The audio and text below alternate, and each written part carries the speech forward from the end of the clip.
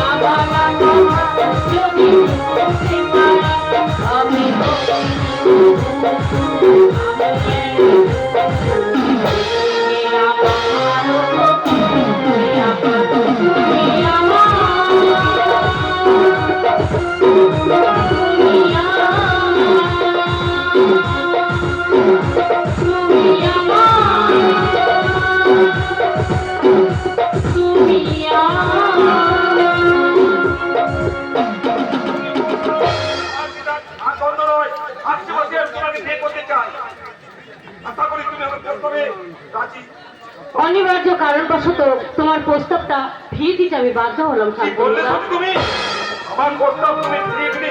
হ্যাঁ শান্তনুদা, যে সংসারে অভাব জর্জরিত পঙ্গু দাদা তার অসুখের যন্ত্রণায় চিৎকার করে, যে সংসারে শিক্ষিত ভাই পয়সার অভাবে ইঞ্জিনিয়ারিং পড়া বন্ধ হয়ে যায়, যে সংসারে অভাবে জর্জরিত শিক্ষিত বোনের বিয়ে করার স্বপ্ন এখন দেখা যে সাজে না শান্তনুদা। ইঞ্জিনিয়ারের বড় সত্যি আমি আগোটা সমস্ত চোখ চিকিৎসার খরচা আমি দেবো সত্যি। না না শান্তনুদা, না, তা হয় না। আর তা হয় না বলেই আমি কয়েকটা বছর তোমার কাছে সময় চাইতে এসেছি। হ্যাঁ শান্তনুদা, প্রথমে আমার দাদাও আমাকে বাধা দিয়েছিল, কিন্তু ভক্তিমূলক ছবি বলে আমার দাদা এখন আর আমাকে বাধা দেয় না শান্তনুদা। ওই ধর্মের মাঝে অনেক অধর্ম লুকিয়ে থাকে সত্যি। বাইরের থেকে লাইনটা যতই সম্মানে মনে হয়, ভেতর থেকে কিন্তু ততটাই নোংরা। যেমন নোংরামি দেখলে আমি আবার ফিরে আসবো। তুমি তুমি আমাকে বাধা দিও না, আমাকে যাওয়ার অনুমতি না, দাও। না, সত্যি না, অনিশ্চিত অঙ্গনে তোমাকে আমি ঝাঁপ দিতে পারি না সত্যি। আমাকে ক্ষমা করো। সতী তার কর্তব্য রক্ষায় এক অজানা ভবিষ্যতের দিকে ছুটে চলেছে। তাকে তাকে তুমি বাধা দিও না, তাকে তুমি আশীর্বাদ করো। আশীর্বাদ করো। আমি যেন আবার হাসি খুশি জয় করে ফিরে আসতে পারি তোমার কাছে। না, সত্যি না।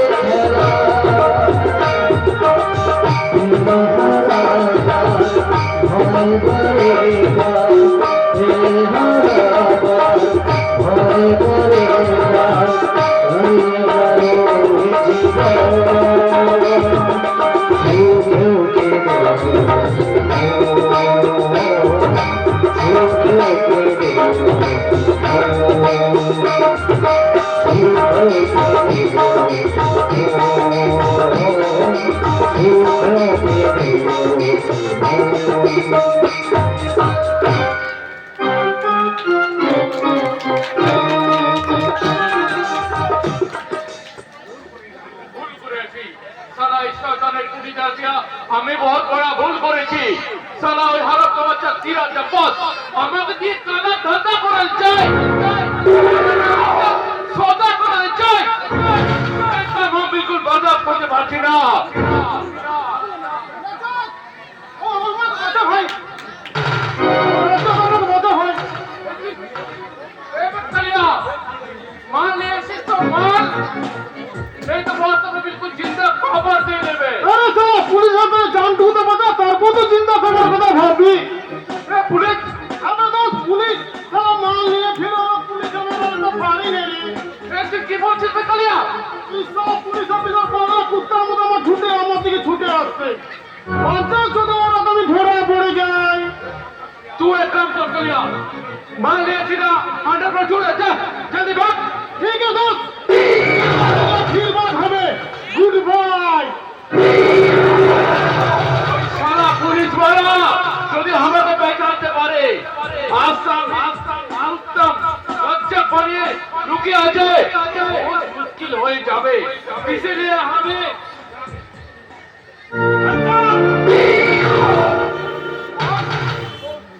কি বড্ড চেনা চেনা মনে হচ্ছে আগে কোথাও দেখেছি মনে হচ্ছে नहीं तो साहब हम इस तरह में नया आती হতে পারে কিন্তু কিছুক্ষণ আগে যে কালো কাপড়ে মুখ দেখে ছেলেটা একটা টুকরিট কেসে হাতে নিয়ে এখানে ঢুকেছে সে কোথায় कहा था इधर कोई नहीं आया মুখ ভেঙে দেবো আজকে। বল ছেলেটাকে কোথায় লুকিয়ে রেখেছিস आप विश्वास भी नहीं था इधर कोई नहीं आया गलती करते था আমি জানি তুই কাল পেটে কেটে একজন তাই এত ভয় তুই মুখ খুলবি না তোর আমি অনেক কথা শান্তনু বেড়াচ্ছি তোর ওই বোমা মুখে কিভাবে বলি ফোটাতে হয় সেটাও আমার জানা আছে এখনো বলছি जाने ना साहब कुछ भी ना ও এবার তোর মুখ থেকে আর সংকটা বের করে তবে তুমি খারাপ আমি কথা তোমার মধ্যে এখনো কিছু বল मुझे छोड़ दीजिए साहब নো নো নেভার ইন্সপেক্টর আপনার এই পদ থেকে আমি তো অবাক হয়ে যাচ্ছি আমারই অফিসে ঢুকে আমার এই কর্মচারীর গায়ে হাত দেওয়া ধরো ফেলেন কোথায় আমার কর্ম আর স্পর্ধাটা আমার অহংকার দুর্বল হয়ে যাবে ইন্সপেক্টর অযথা যেখানে এখানেও গর্ব অহংকার নামক দুর্বত্তর অপমান করবেন না बोले साहब তুমি ডাইরেক্ট মিত্রকে বলো উনি যেন ফলন সাজে আমার জন্য অপেক্ষা করে ठीक है साहब আসি তারপরে আপনি হ্যাঁ আমি সুন্দরম এন্টারপ্রাইজের পরিচালক শেখ সিরাজ শিক্ষাভিত্তিক ধর্মমূলক ছবি পুলিশ করায় আমার একমাত্র লক্ষ্য আপনার যে লক্ষ্য কথাটা বাস্তব তার জ্বলন্ত প্রমাণ আমি কিছুক্ষণ আগে পেয়েছি কি বলতে চান আপনি যে ছেলেটা একটা ব্রিক কেস নিয়ে আপনার এখানে ঢুকেছে তাকে আমার সামনে হাজির করলেই কোন হয়ে যাবে আপনি কত সোজা ভাষায় কথা বলছেন আপনি কি গাঁজা খেয়েছেন ইন্সপেক্টর গাঁজা বাঘা কথা না বলে আমার সোজা কথা শুনুন ইন্সপেক্টর আপনি একজন শান্তিরক্ষক কিন্তু ভুল ফল করে এক নিরপরাধ উপরে টিকিয়ে আপনি শৃঙ্খলা ভঙ্গ করেছেন এর জন্য যদিও আমি আপনাকে আইনগত ব্যবস্থা দিতে পারতাম কিন্তু আমি একজন শান্তিপ্রিয় মানুষ তাই আপনাকে ক্ষমা করলাম এখন আপনি আসতে পারেন সিরাজ আফ্রিদি এই নিষ্ঠকে শান্ত করেছি একজন এলেবেলে পুলিশ অফিসার নন যে আপনার কোথায় যাতে মুক্ত হয়ে সে তার গন্তব্যের পর থেকে সরে দাঁড়াবে তা কি করবেন ইন্সপেক্টর আমার এই জন্মে জন্মের লোক আপনি নিয়ে পেটাবে না মুম্বাই বিচ পারবে না বোমা বিচ আদালতে হাজির করবে এটাই তো এদেশের রাজনীতির শাসন ব্যবস্থা ওরা চোর ধরতে না পারে পুলিশ তেল দিয়ে প্রমোশন বাড়ায় আর কুচের লোভে ইসমার তার বডিগার্ড হয়ে চেকপোস্ট পার করে আমার বিমানকে পাবলিক আজকে স্পিচে করতে গিয়ে পাবলিক হাতে মার খেয়ে মরে আমার পুলিশ অফিসারের মতো একজন পুলিশ অফিসার ইপিজেনের প্রতিবাদে প্রাণ হারায় মিস্টার আফ্রিদি।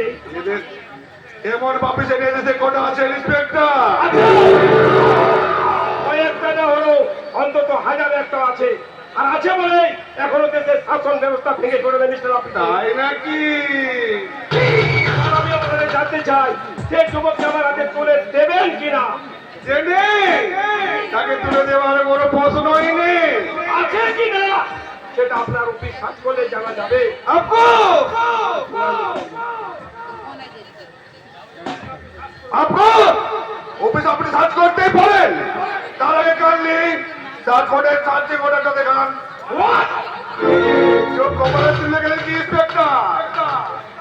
ইসমাইলের সন্দেহে আপনি আমার অফিস সার্চ করতে এসেছেন, অথচ সার্চিং অর্ডারটা নিয়ে আসেননি। কেমন অফিসার আপনি? পুলিশের চাকরি করবেন? ওকে ওকে মিস্টার সিরাজ আফ্রিদি, কোন বিলি নিয়ে আমি পুলিশের চাকরি করি সেটা আমি ঠিক সময় জানিয়ে দেব। তবে একটা কথা মনে হবে সিরাজ আফ্রিদি, পাপ বন্ধু কি কোনো ভাগ্য ছাড়ে না। ওকে চলি বাই। ইন্সপেক্টর আন্দোলন বিরোধী তোমার এত বড় সাহস! এখানে আমার হেভি মেন্টাল পা বাড়িয়েছো, পা দুটো আমি কেটে দেবো ইন্সপেক্টর। কিন্তু কিন্তু প্রাণ সুগার বিশ্লেষকের প্রাণ সুগার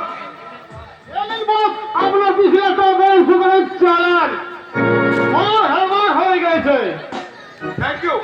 থ্যাংক ইউ কালিয়া।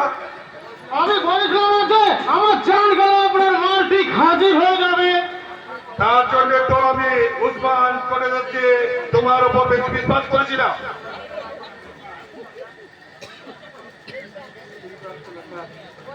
কিন্তু একটা ব্যাপার কালিয়া, কি ব্যাপার বস? তোমার পিছু নিয়ে পুলিশ আমার অফিসের দরজায় অব্দি পৌঁছে গেছে। হয়তো আমার তো তোমাকে চিনেও ফেলেছে। ইন ফিউচার যদি তোমার কোনো বিপদ নবাব দরবারি সারাক্ষণ আমি কালো কাপড়ে মুখ ঢেকে নিই, পুলিশ আমাকে চিনতেই পারেনি। তুমি কয়েকটা দিন গা ঢাকা দিয়ে থেকো। এই না তোমার বলছি, এই সাতটা দিয়ে তুমি জীবনটাকে নিজের মতো এনজয় করে নাও। Thank you boss, very very thank. এই কালিয়ার মতোই বদনামী যুবকদের আমি আমার এই কালো ব্যবসায় কাজে লাগাবো। এই বয়সী ছেলেদের একমাত্র আকাঙ্ক্ষা মাল আর মাল্লু। এই মাল আর মাল্লু সব দেখিয়ে ওদের আমি ইচ্ছে মতো কাজে ব্যবহার করবো।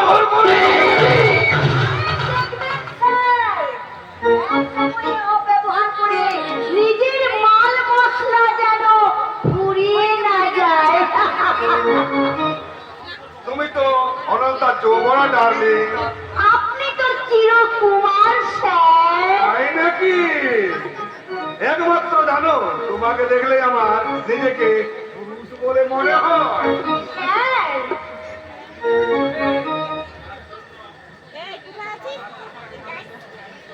তার জন্য আমার তো এতটুকু দুঃখ নেই স্যার। তাই না? আমার এই যৌবনের ডালি সব সময় আপনার জন্য সাজিয়ে রেখেছি। আমি জানি আমার দেবতা যখন সময় হবে ঠিক সেই নৈবেদ্য সে গ্রহণ করবে। যদি এখনই সময় হয় ধন্য আমি কৃতার্থ হব স্যার, ধন্য হবে আমার এই জ্বলন্ত যৌবন। তাই না? এই হতভাগী চাইরা যে আপনাকে ঘিরে অনেক স্বপ্ন দেখেছে স্যার, অনেক স্বপ্নে নিদ্রায় জাগরণে সে শুধু তার হৃদয় সিংহাসনে আপনাকে শুধু কল্পনা করেছে স্যার। তোমাদের কল্পনার বাস্তব রূপে আজই আমি তোমার হৃদয়ে পাকা হবে। ভালোবাসা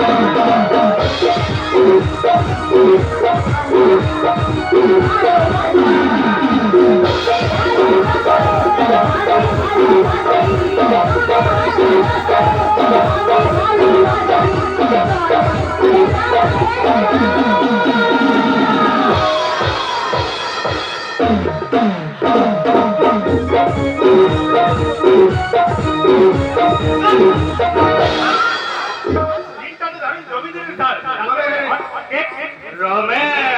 মানে ইয়ে আমি একটু ওকে বাঁচানোদের কবিতা বুঝাচ্ছিলাম। হ্যাঁ হ্যাঁ স্যার, ডাইরেক্টর সাহেব। তাহলে চাই না হ্যাঁ বলুন স্যার। বিশ্রাম করো, বাকিটা পরে বুঝিয়ে দেবো। ঠিক আছে স্যার, তবে একটা কথা স্যার, এই চাইনার চাঙ্কিকে আপনি যেন মনে রাখবেন, আর এই আজকের দিনের মতো আপনি আমার পাশে পাশে থাকবেন। Good night. তারপর ওদিকের কাজ করতে গেল মিত্র। বেতন এখানে পাই না স্যার, বিজ্ঞাপন প্রকাশ না হওয়ার সাথে ইন্টারভিউ বলে একদম হুড়ুড়ি পড়ে গেছে। আমি অবশ্যই একজন সিস্টেম বুঝে রেডি করে নিয়েছি, শুধু আপনার গিরে থাকলে বাবার অপেক্ষায়। তাহলে আর দেরি করছেন কেন? নিন, ইন্টারভিউ শুরু করুন। Okay sir.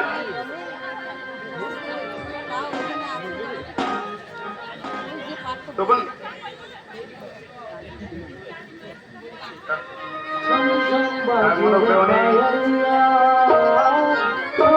বাজে রে পায়লিয়া, ছম ছম বাজে রে পায়লিয়া, রাহ চলতে রচকে বনহারি, রাহ চলতে রচকে বনহারি, বলকে গगरिया, ছম ছম বাজে রে পায়লিয়া, ছম ছম বাজে রে পায়লিয়া, गोरे बदन भीगी सारी और लगे सुंदर ये नारी, गोरे बदन भीगी सारी और लगे सुंदर ये नारी, मोती बन बन सबके पानी, मोती बन बन सबके पानी, भीगत जाएगा गलिया, छम छम बाजे रे पायलिया, छम छम बाजे रे पायलिया, छम छम बाजे रे पायलिया, छम छम बाजे रे पायलिया। অপূরব অপূরব, অসাধারণ। তোমার নাম? Thank you sir, thank you. তোমার নাম? সত্যি? Very good. পিতা মিত্র, এই ভদ্র মহিলাই হবে আমার ছবির first heroine. Thank you sir, many many thanks. আমার একটি ছোট অপশন আছে স্যার। অবজেকশন? ইয়েস স্যার, নামটা ওটা সেকেন্ডলি হলপ হয়ে যাবে। চেঞ্জ করে দিন। আজ থেকে ওর নাম মিস চিলিমিলি। ঝিলিমিলি? Yes! আমার সেকেন্ড অপশন স্যার, নাচটা কিন্তু ঠিক, নাচটা কিন্তু ঠিক হয়নি। এটা তো ক্লাসিক্যাল না ডান্স স্যার। ওই ক্লাসিক্যাল আজকাল চলে না, ওই ক্লাসিক পপ মিক্সচার করে ক্লাসিক পপ করতে হবে।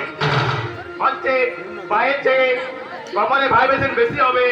কপাল যদি 5 বার তোলে তোমার বুক তুলবে কিন্তু 25 বার। এত খোলামেলা বলছেন কেন? একটু রেখে রেখে বলুন।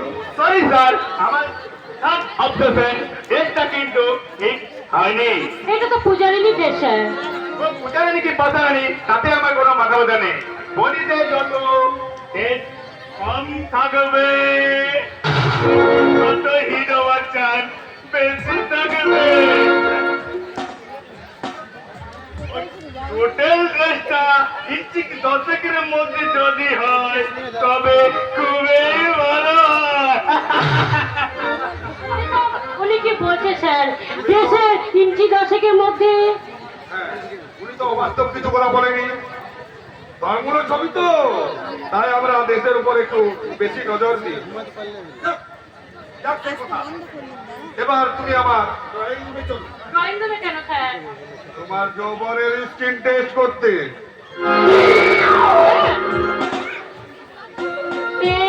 একে আপনি আমার হাতটা ধরেন কেন?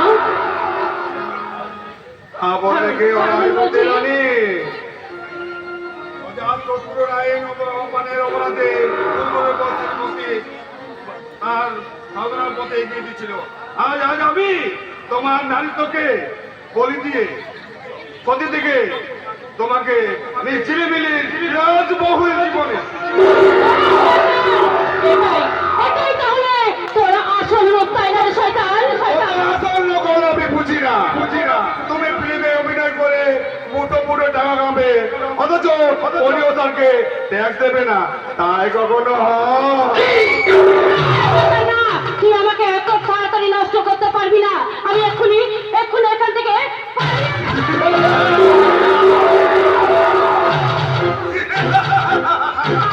না, আমি এক্ষুনি অন্য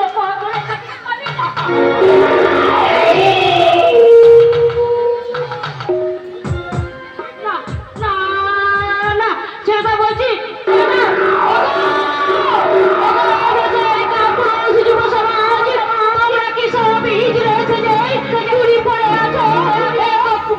বিপন্ন নারীর কত রত্নাতি তোমাদের এখানে পৌঁছাবে না।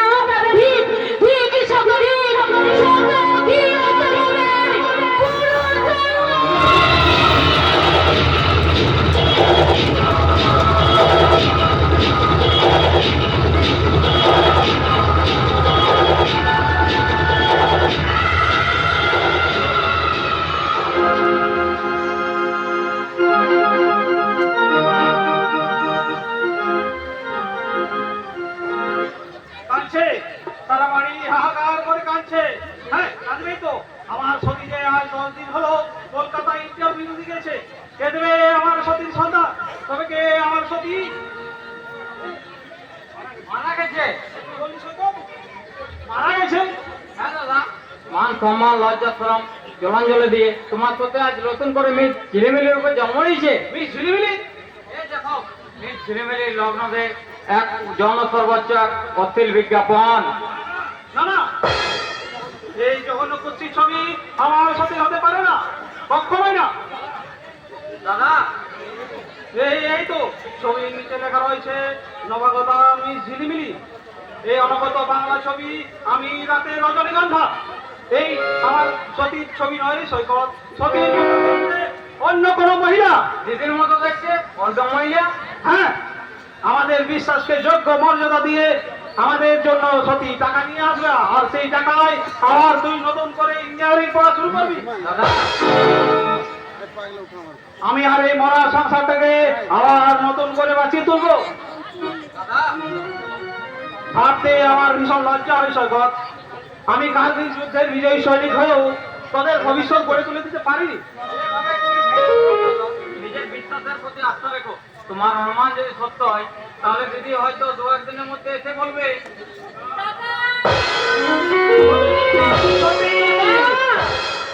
আয় বোন, আমার কাছে আয়।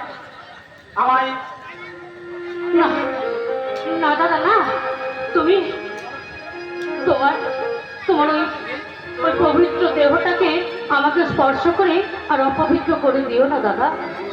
অপবিত্র মানে কি কিসের জন্য তুমি নিজেকে অপবিত্র বলছো সত্যি? না মানে আমি আসলে শুটিং এর কাজে কোথায় না কোথায় ঘুরেছি, কত ছোট বড় নাম গোত্র পরিচয়হীন মানুষের সাথে আমাকে মেলামেশা করতে হয়েছে। ছোট বড় নামগোত্র মানুষের সঙ্গে মেলামেশা করে কে অপবিত্র হয় না সত্যি? শান্তনুদা, আমার মনে হয় তুই কোনো অপরিচিত সত্য গোপন করতে চাইছিস। সৈকত, চুপ কর হলো হলো। মেয়েটা আজ 10 দিন পর বাড়ি ফিরেছে, কোথায় তাকে একটু বিশ্রাম করতে দিবি, তা না বলে উল্টা পাল্টা কথা বলে ওকে বিভ্রান্ত করছিস ওর না? কথা বাদ দাও তো দাদা, ও এখন সেই ছেলে মানুষটাই আছে। সৈকত, এই রে, তুই ইঞ্জিনিয়ারিং পড়বি না রে ভাই? এই রে ভাই, এই রে, এই ব্যাগের মধ্যে তোর ইঞ্জিনিয়ারিং পড়ার খরচ আর দাদাকে সুস্থ করার খরচ মোট 50,000 টাকা এই ব্যাগের মধ্যে আছে। হ্যাঁ, এটা যদি না গুলোই পরের বার না হয় আরো 50,000 টাকা আমি নিয়ে আসবো রে ভাই। এই 10 দিনের মধ্যে কি এমন কাজ করলে সত্যি যে এক সময় তুমি এতগুলো টাকা পেলে? এই লাইনটা তো এমনই শান্তনুদা, একটু নাম না হলেই প্রডিউসাররা টাকার অঙ্কটা দ্বিগুণ বাড়িয়ে দেয়। যার ছবি এখনো নিয়ে না তারা তো নাম ডাক হয় কেমন করে রে দিদি? তোরা তোরা সবাই কি ভেবেছিস বলতো? তখন থেকে শুধু প্রশ্নের পর প্রশ্ন ছুড়ে আমাকে অস্থির করে তুলেছিস। তোদের কি মনে হয় এই টাকাটা আমি অসৎ উপায়ে ইনকাম করে এনেছি, তাই না রে ভাই? অসৎ উপায়ে না হলো মাত্র 10 দিনের মধ্যে সৎ উপায়ে এতগুলো টাকা রোজগার করা যায় না সত্যি? সেটা একটা পারবো বুঝে। শান্তনুদা, আমি তোমাকে জানতে চাই সত্যি এতদিন তুমি কোথায় ছিলে? কোথায় আবার? সিনেমার শুটিং করে প্রডিউসারকে খুশি করেছি, আমার খুব নাম হয়েছে, তাই তো প্রডিউসার খুশি হয়ে আমাকে 50,000 টাকা পুরস্কার দিয়েছে। মিথ্যা কথা। দাদা, ধন্য ধন্য তোমাদের মানসিকতা। এই জন্য এইটাই হচ্ছে যুব সমাজে নারীদের, এইটাই হচ্ছে যুব সমাজের নারীদের। আচ্ছা দাদা, একজন পুরুষ যদি আচ্ছা দাদা, একজন পুরুষ যদি এই টাকাটা ইনকাম করে তোমাদের হাতে এসে তুলে দিত, তাহলে হয়তো তোমরা এই প্রশ্ন করতে না, তাই না? যেহেতু আমি একটা মেয়ে বলে তাই তোমাদের এত এত প্রশ্ন, তাই না দাদা? একজন পুরুষের সম্মান হারানো ছাড়া কিছু নেই সত্যি, কিন্তু একজন নারীর সম্মানের দেব অনেক অনেক বেশি কিছু হারাতে সত্যি। শান্তনুদা, হ্যাঁ, আমি তোমাকে জানতে চাই সত্যি তোমার এই প্রডিউসারের নাম কি? সিরাজ আফ্রিদি। ওই আউটার ওয়ালের সেই কাজটি সিরাজ আফ্রিদি? আমার কোম্পানির নাম শ্যাম সুন্দর এন্টারপ্রাইজ। আর তোর ছবির নাম নিশ্চয় আমি রাতের রজনীগন্ধা। আর তোর সিনেমায় নতুন নাম বুঝি মিস ঝিলিমিলি? কিন্তু এসব কথা তোমরা কি করে জানলে দাদা? আমরা না, এই কুৎসিত ছবি বিজ্ঞাপনের দলতে এই দেশের প্রত্যেকটি জনগণ জেনে গেছে। দাদা, এই তো ধর্মমূলক ছবির হতভাগী, দাদা, এই জঘন্য কুৎসিত ছবি নায়িকা। দাদা, সত্যি করে বলো সত্যি তুমি 10 দিন ছিলে কোথায়? আমি এগুলো তোর কিসের টাকা রে দিদি? সৈকত,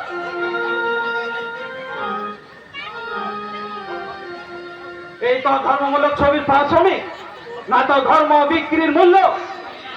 আমি জানি না দাদা, আমি কিচ্ছু জানি না, আমি কিচ্ছু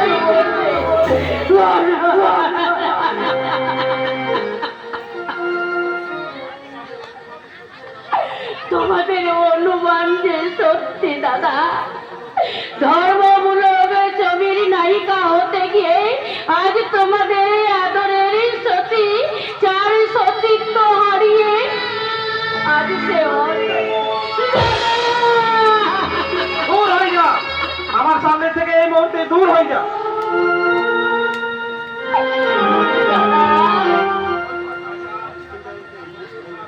ওই প্রডিউসার শয়তানি সিরাজ আফ্রিদি আমাকে সিনেমার নায়িকা করবে বলে আজ আমার জীবনটাকে নষ্ট করেছে। আজ দাদা। তাই তো তোমাদের আদরের সতী তার সতীত্ব হারিয়ে আজ সে অসতী হয়ে গেছে দাদা। সতী সতী থেকে আজ হয়েছে সে